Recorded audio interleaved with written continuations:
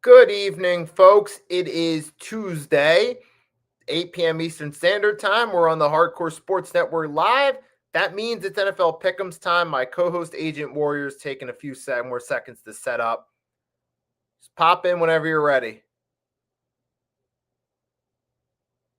So he'll be on in just a second. All right, there we go. All right, good evening. So it is week 10 Pick'ems with my co-host Agent Warrior X, and it's an interesting edition of Pick'ems because we don't really get this happening a whole lot, but it is trade deadline day, so there was actually some stuff going on in the NFL today, besides just us being on here talking about the upcoming week. Before we do get into the pick'ems, are there any comments you want to make about some of the trades that happened or anything that caught your eye? Hello, everyone. Welcome to NFL Pickup Week 10. I'm your host, Agent Warrior, and I'm here with Nikki Stees. So, about the trade deadline that happened, this was one of the craziest deadlines we've ever seen. The New York Jets were immediately sellers. That's all I got to say. The Jets were immediately sellers. The moment that they traded Sauce Gardner to the Indianapolis Colts had really shocked me. It had me mind blown, complete mind blown. Because have you ever seen a team trade your best player, rather it's offense and defense, to a different team who was on a winning culture or a surprising team ultimately ends up getting the best player? Have you ever seen that, Nikki? I mean, usually when you trade away your best player, you usually do it during the offseason when you're trying to get extra picks in return along those lines. Kind of what happened when the Niners traded away Terrell Owens. They knew at that point their years as a championship contender ran its course and they were rebuilding for the future. But that was an entirely different situation. And the Jets, while it is true that they're in full blown rebuild mode, never quite seen an in season trade where you just send someone packing. Usually you do that during the offseason when you're trying to get some assets for the draft. And the Jets, they didn't really get that. Now, for Sauce Gardner, though, I'm happy for him because now he gets to go to an Indianapolis Colts team that's at the top of the AFC. So he gets to actually experience what it's like on a winning team instead of being stuck as basically the big fish in a small pond. Now we actually get to see him take that to a real team. And he's not the only player that left the hellhole to go to a better team. Quentin Williams to the Dallas Cowboys. He went to Dallas because the fact that he wants to be on a winning culture. That I completely understand. But the Jets, in terms of getting their capital draft, looks very, very good. I am not going to complain too much about it, but the way how the future looks for the upcoming draft and next year's draft, I think this is going to be a very, very stacked draft come to 2027. Mm. Yeah, but then the also one, it was also Rashid Shaheed went and left, and now he's gone to the Seattle Seahawks. So that's good for him, too. He gets to get out of New Orleans and actually go to a team that has some promise in the Seattle Seahawks, fresh off another bit dominant win. You know what's crazy? A lot of people said that the Giants needed Jalen Waddle or Garrett Wilson to help out Jackson Dart, but unfortunately, that none of these things happened. What was the point of just waiting 4 hours for the trade deadline and do nothing? So basically, you just want to get fired by Black Monday. Typical. This happens every year with Joe Shane. He does this every year in terms of not treating their players. You got to do something about this. There's no excuse for you to not make some trades. If your team needs a receiver, you need a receiver. If your team needs a guard or offensive line, you need an offensive line. And the Giants overall did not do that at all this No. whole day. And it's ridiculous. It's crazy to think you had the whole week to at least do something. Get a receiver on someone on the line, something, anything.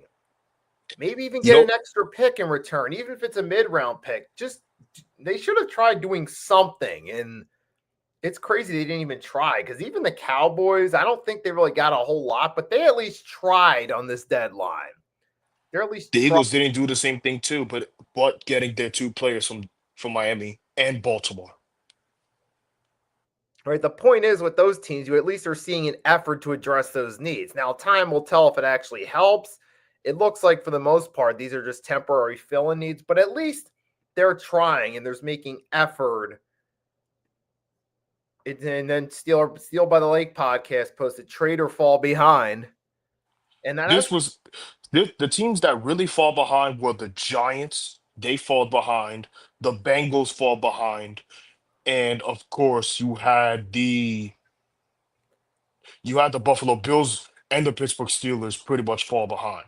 So they pretty much did all these teams I mentioned did nothing in the deadline. yes. And the Bengals, Jesus, they missed 15 tackles in that Bears game, which is absolutely insane. I mean, well, few missed tackles it happens, but 15 in the same game. This is no excuse for the Bengals defense to be inexcusably bad. Now, as for the Giants, yes, there was no big surprise. You called it. You said the 49ers should beat the Giants due to the injury problems. But Jackson Dart has been playing a lot better. Get this man some help. Can you agree with that? Yeah, I mean, he had two passing touchdowns and he's the lead rusher. It's while Jackson Dart is mobile can be a dual threat quarterback, you also need a running back, which they do have, but unfortunately he's not available for them right now. And who knows the timeline for his return. You still need some help though. Exactly. Get Dart some help in terms of drafting a wide receiver from the draft or by the offseason trying to trade for one. And realistically, with Malik Neighbors, when he's healthy, he flashes some potential, but this is 2 seasons he's had major injuries. That's a red flag about his availability in the future. Having a concussion and a torn ACL is really Achilles heel. Yeah. Yeah, so with that being said, we're going to move on and talk about the week 10 picks. And I'm going to have an interesting take about one of the teams playing on Thursday night. So we kick it off Broncos and Raiders. The AFC West matchup between the Las Vegas Raiders and the Denver Broncos. Now, the Raiders are coming off a very tough loss despite their efforts in overtime against the Jaguars. There was no surprise that Jacksonville won, but I never expected them to go overtime with Las Vegas. Geno Smith continues to be, you know, you still got Ashton Jetty doing great. Everybody else is doing great. And I feel bad personally for Max Crosby because Max Crosby is one of their best defenders. So I cannot kid you not. I think Denver is going to win it because Bo Nix still got the energy in him, and he has the best receiver recorded Sutton. And their defense is still showcasing why they're great, and that's pretty much it. I still believe that the Denver Broncos are the most surprising AFC West team aside from the Kansas City Chiefs. The Denver Broncos, this is going to be an interesting take. To me, they're like the 2011 Broncos but more polished with some because the way they play a lot of their games. This is now the game against the Texans that happened was now makes them 4-0 entering the fourth quarter in games they were trailing this season. So there are some parallels there between the two teams where all of a sudden they pull magic in the fourth quarter and it's good enough to win. But at the same time, I feel like Bo Nix is a little bit more polished than Tebow was for that 2011 team. So it's kind of like a more polished version of the 2011 Broncos. Now, in this game against the Raiders, give me the Broncos to win this one. It's probably going to be the usual script. The Raiders will make it competitive, but the Broncos will come up with the win in the end. The Raiders will still put up a fight, but ultimately lose to Denver. I can agree with that. The Next next up, one, we got the Atlanta Falcons versus the Indianapolis Colts. This, in my opinion, is could be a competitive matchup. The Falcons come off from a very short victory against the New England Patriots, and I thought it was going to be a blowout. Apparently, Michael Penix Jr. actually played out really well. So, Bijan Robinson looks great. Everybody else looks like a resurgence for now. But I'm not going to be biased or unbiased about it. The Colts, they're coming off a major upset against Pittsburgh. There was no excuse for Daniel Jones to have 5 turnovers against a real team. Sure, they had some victories over these teams like the Broncos, etc. But there's no excuse. There's no excuse for you to turn the ball over 5 times. Jonathan Taylor was doing his part. Tyler Warren was doing his part. The defense was doing their part. But additionally, adding Sauce Gardner now on the team, that could increase their chances of winning not only the AFC South as the most surprising team in the NFL, but also Daniel Jones should bounce back. Give it the Indianapolis Colts over the Atlanta Falcons.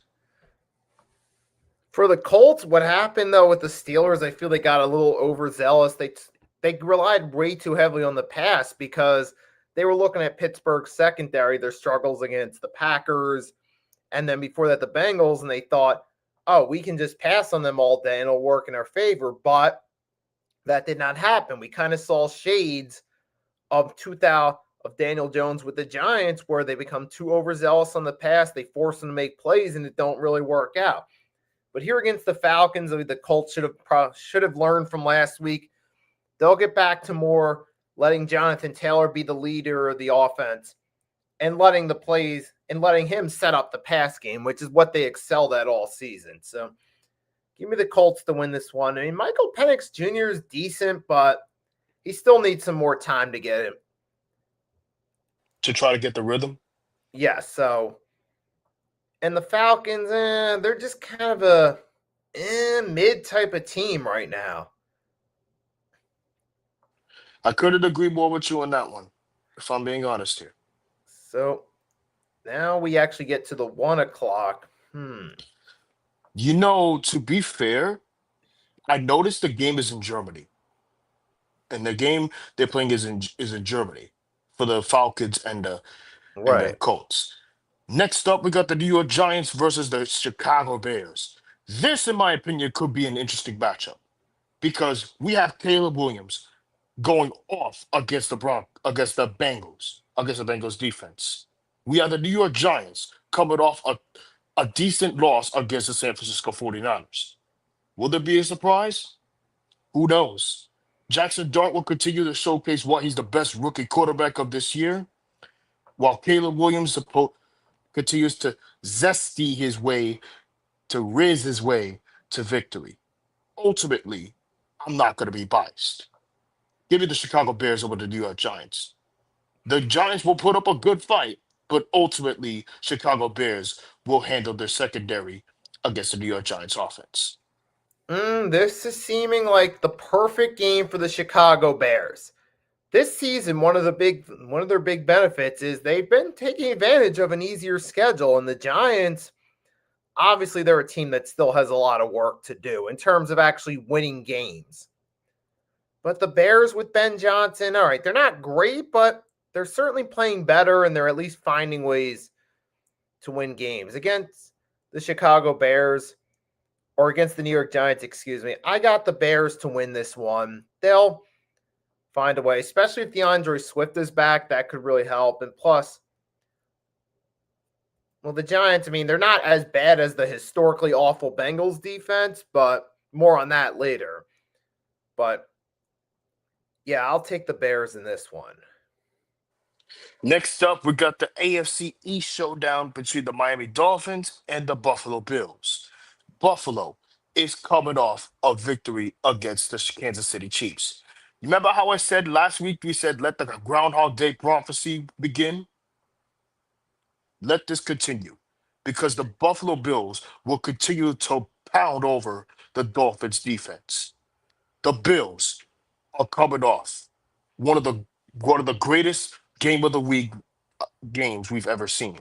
No big surprise. We know who the better team was. Buffalo was more superior than Kansas City.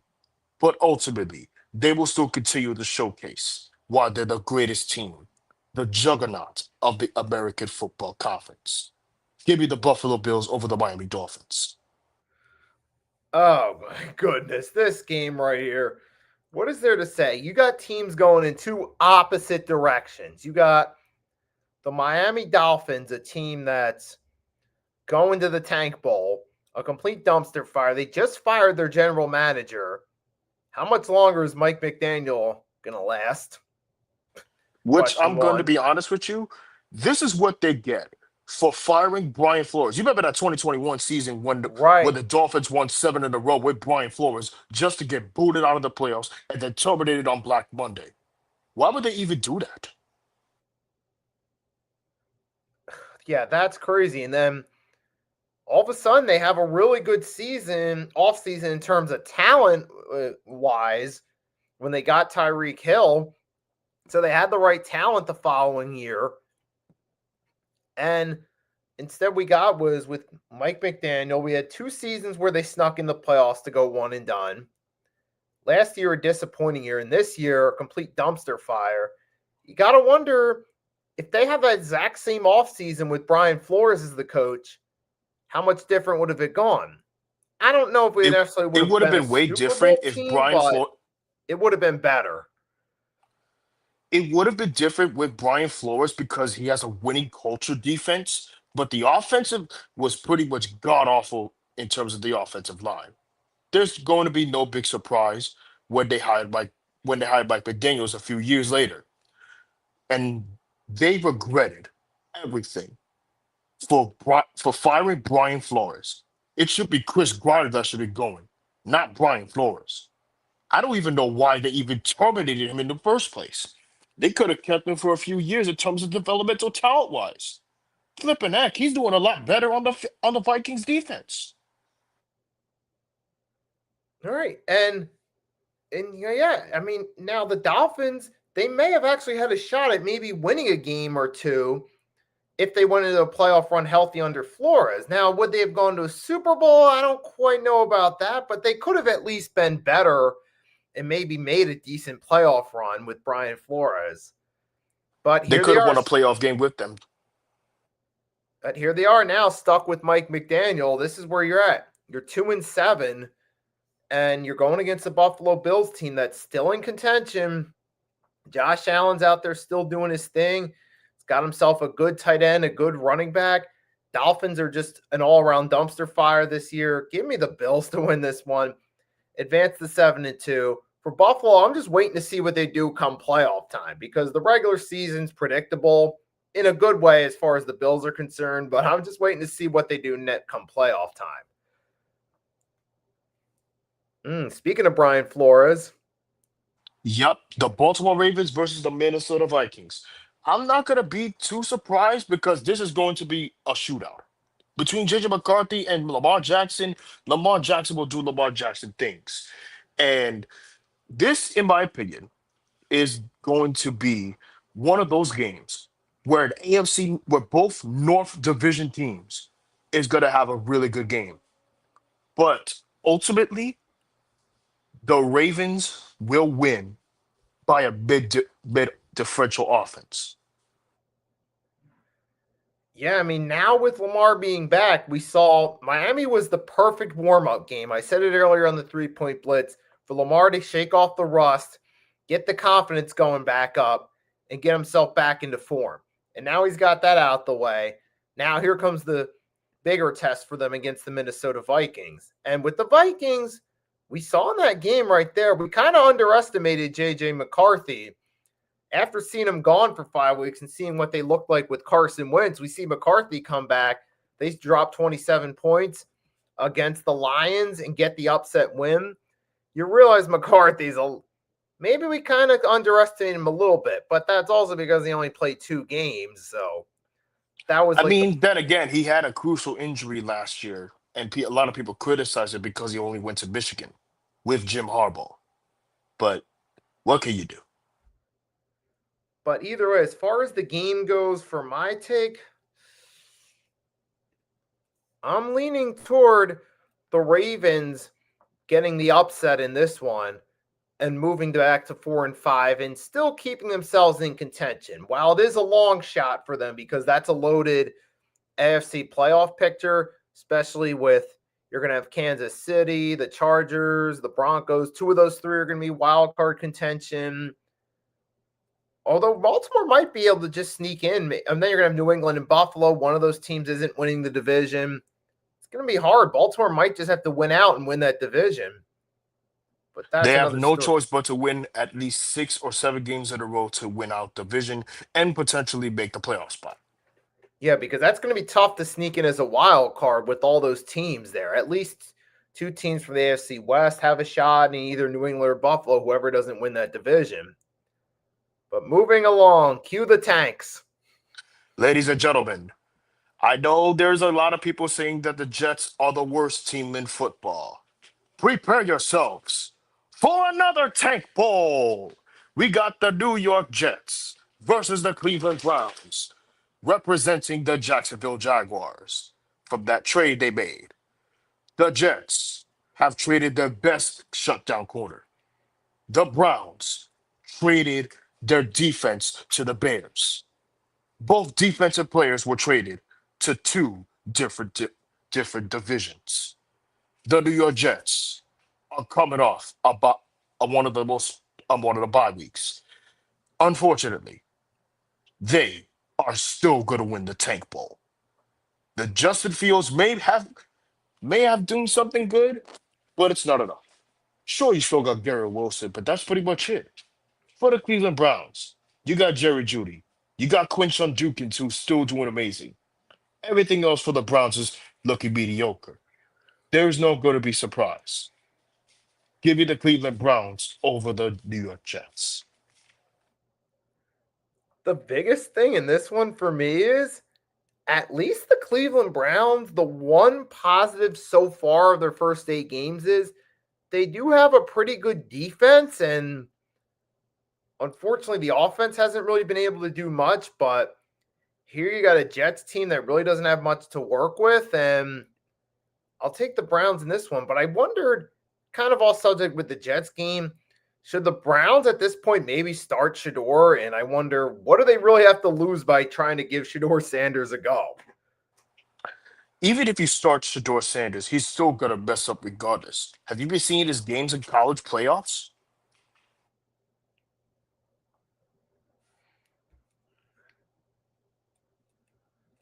I guess not.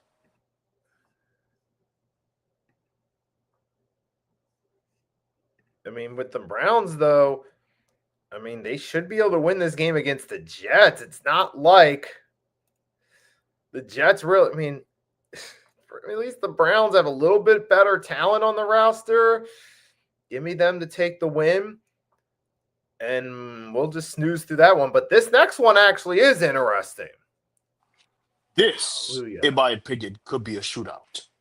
You have the New England Patriots versus the Tampa Bay Buccaneers. 2 teams that traded for Tom Brady. The TB12 Bowl. Drake May doing Drake May things. Baker Mayfield showcasing why he's the best team in the NFC South. You still got Ibuka.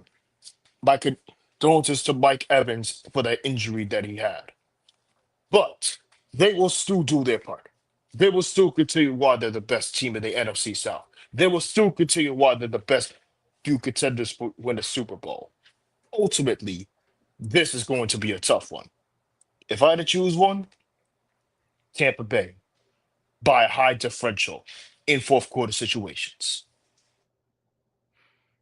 Yeah, it's interesting because I don't know if you noticed, but at the bottom of the screen, it has the channel it's going to be on. And I noticed it's on CBS. I thought I was a bit shocked it wasn't on Fox just to have Brady announce it, but that's neither here nor there. The actual game itself, though, we didn't really think it going into the season, but this could be the game of the week potentially.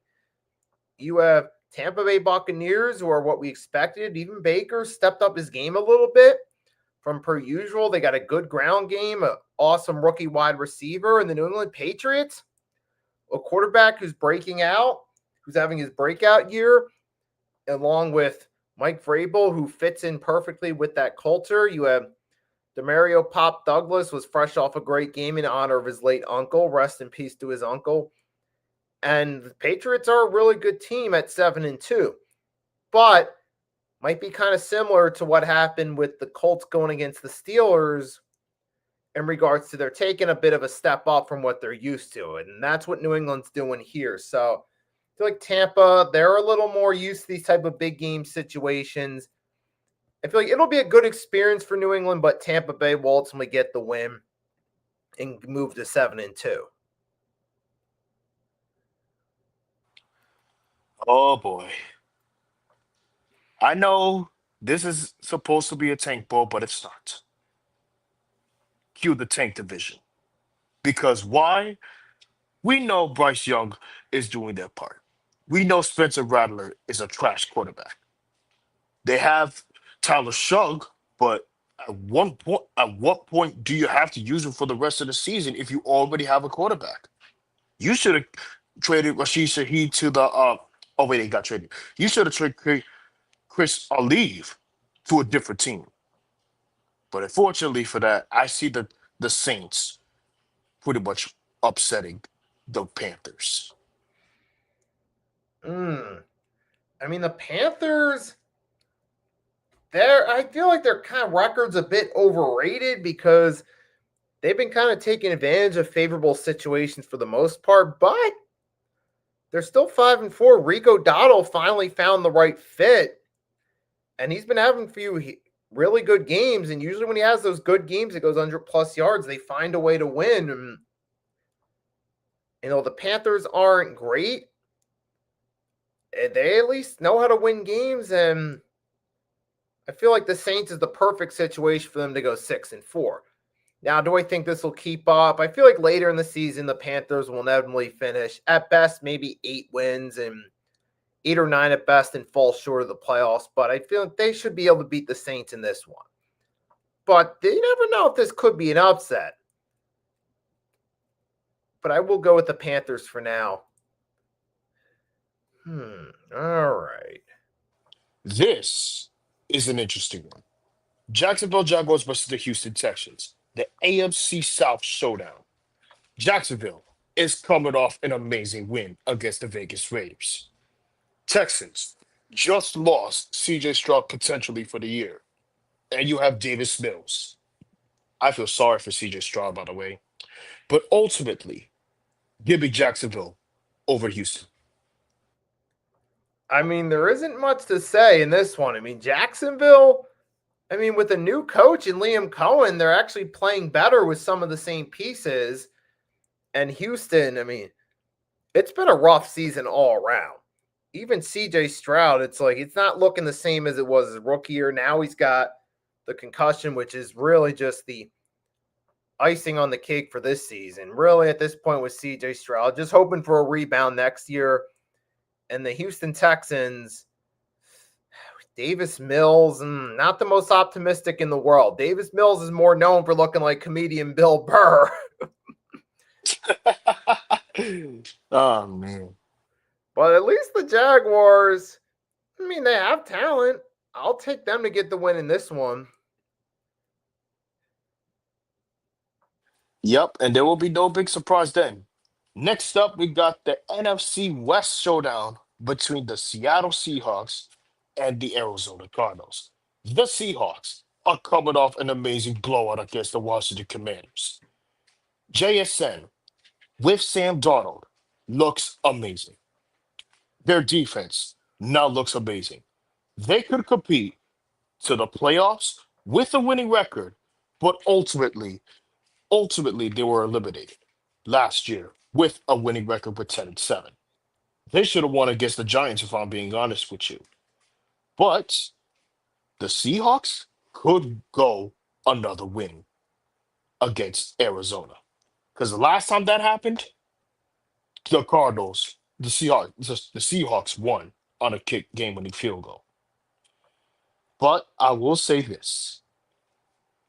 Arizona with Jacoby Myers are coming off a victory against Dallas on Monday night.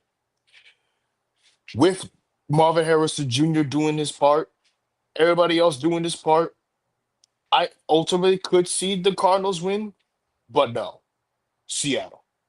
The Seahawks will win. And what we realized yesterday is we've kind of underestimated Arizona's defense. Unfortunately, the offense hasn't been good enough to win more games.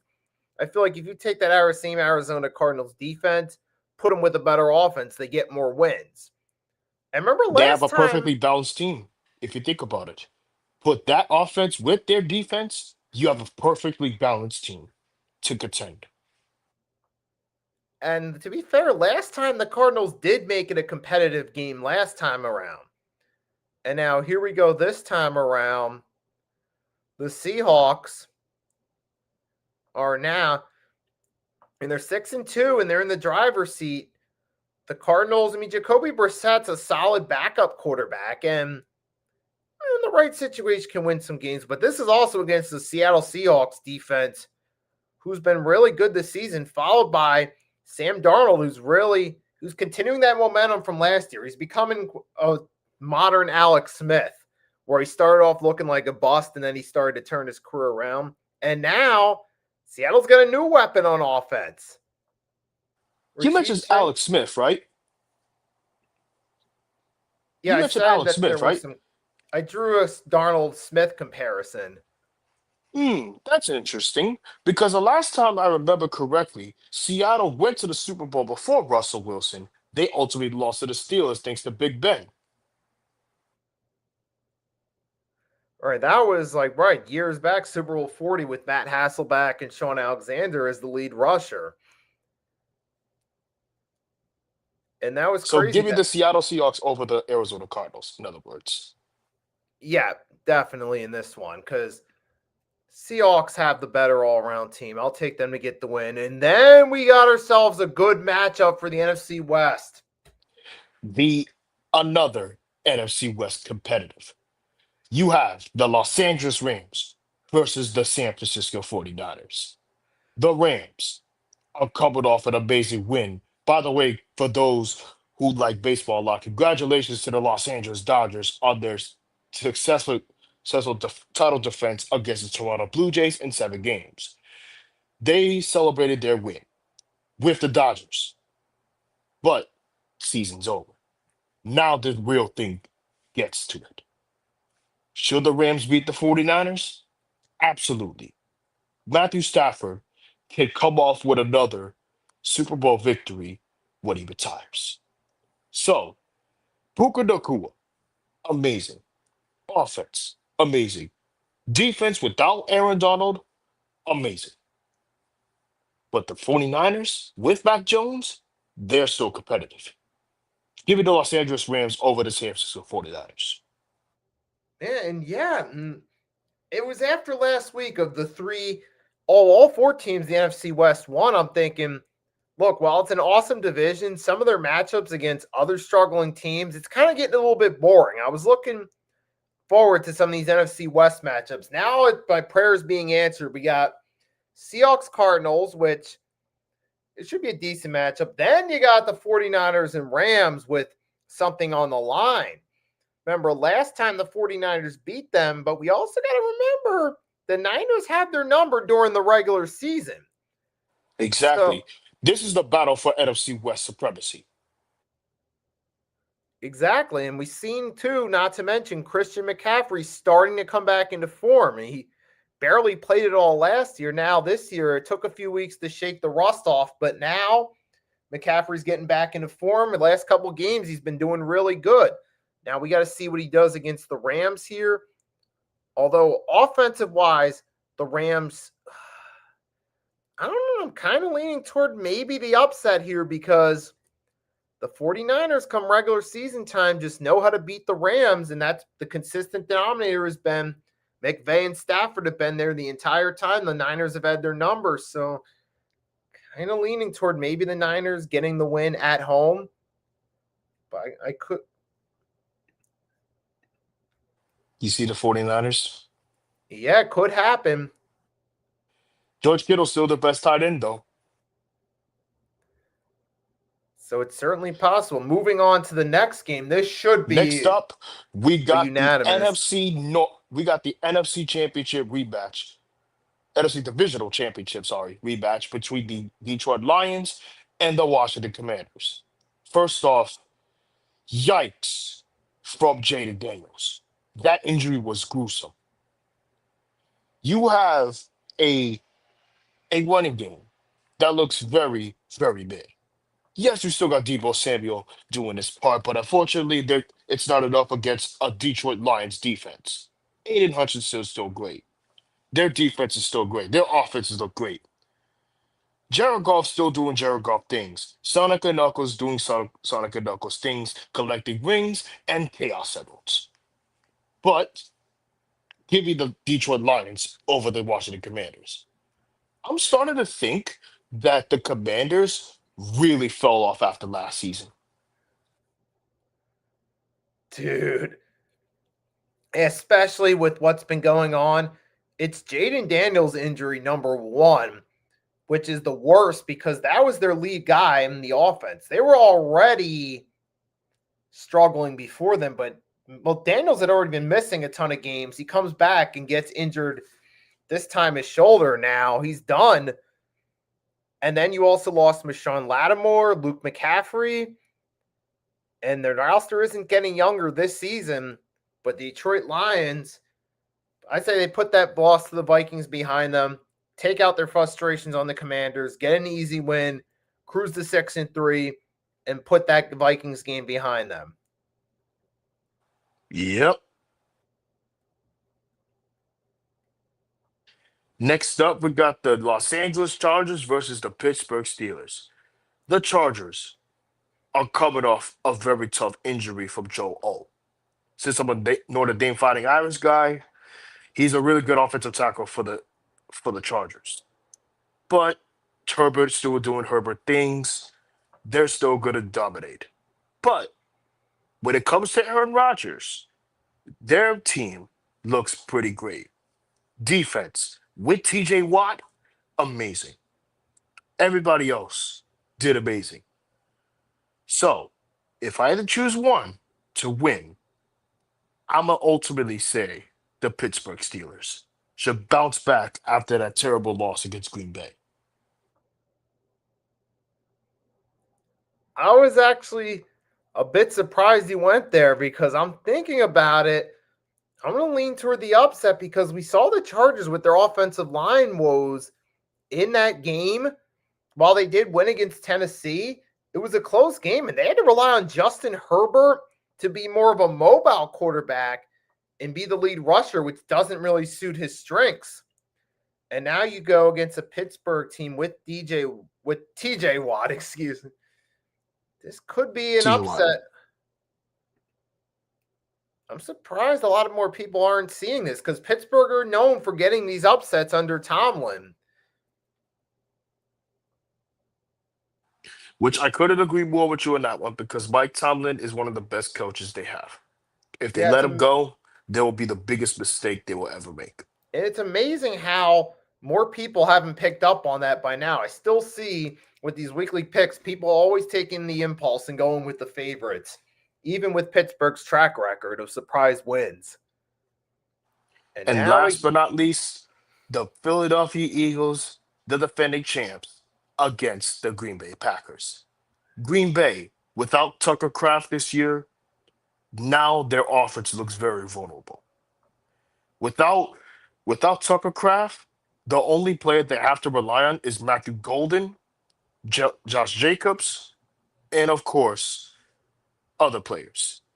Romeo Doubs, Christian Watson.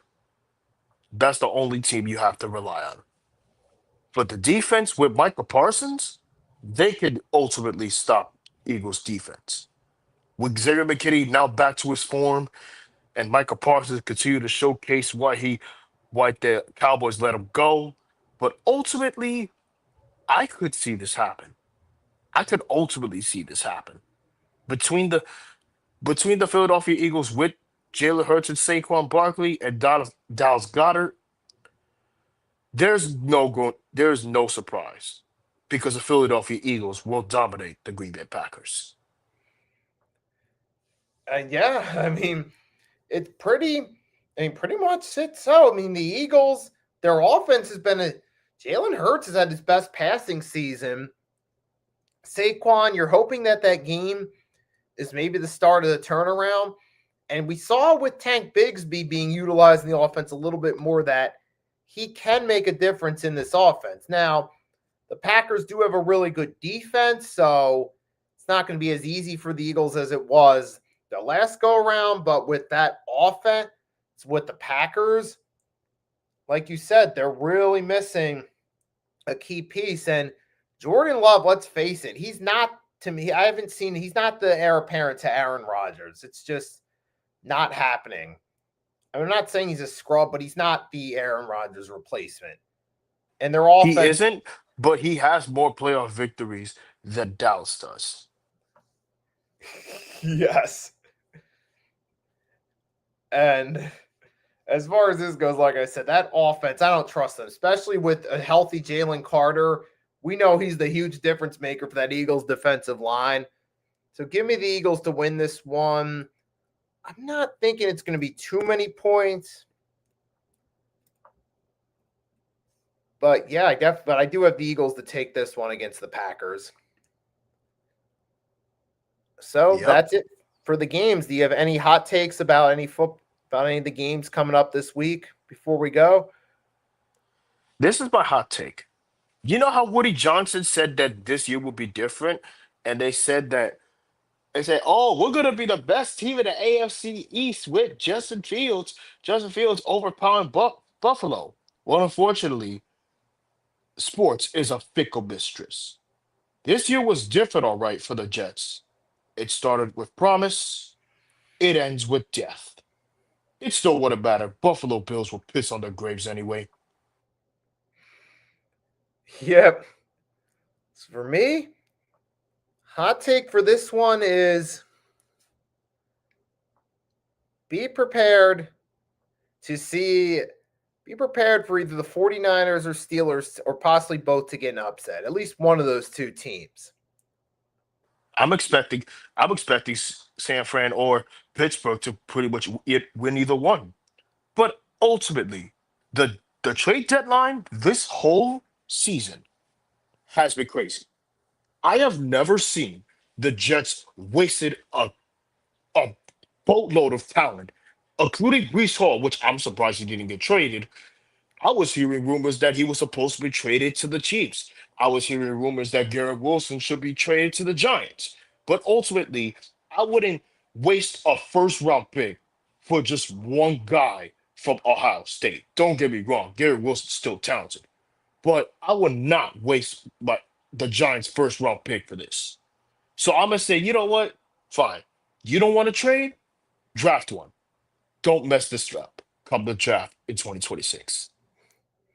And as far as all the rumors go, this is the lesson we learned from this is don't believe the hype.